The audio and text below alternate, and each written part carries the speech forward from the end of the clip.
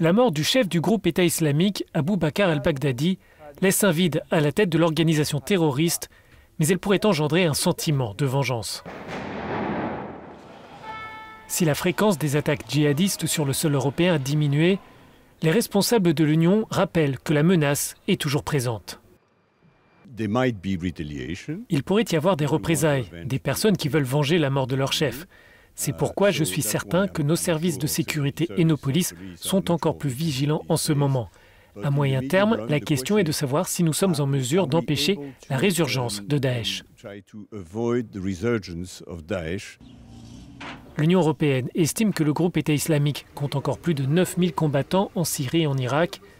Certains, avec leur passeport européen, pourraient décider de rentrer dans leur pays d'origine. Nous pensons qu'il y a environ 500 hommes et femmes qui ont été emprisonnés en Syrie.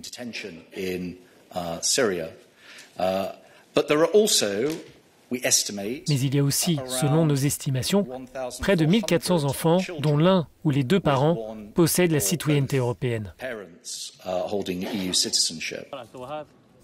Rapatrier ces enfants est devenu une priorité pour l'Union européenne. En revanche, des questions restent en suspens sur la façon dont les États membres doivent agir avec ces parents radicalisés. Les attentats de Paris en 2015 et de Bruxelles en 2016 ont été menés par des terroristes originaires de ces pays. Ce n'est qu'après ces attaques que les autorités ont renforcé les sentences pour terrorisme.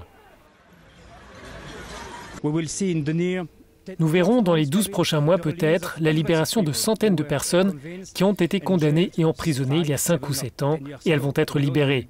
La plupart de ces gens n'ont pas changé d'avis, ils vont continuer à représenter une menace. La mort d'Abu Bakr al-Baghdadi est présentée comme une victoire contre le groupe État islamique, mais la bataille en Syrie et en Irak contre l'organisation terroriste n'est pas terminée. Pour les responsables européens, le niveau de vigilance doit rester élevé.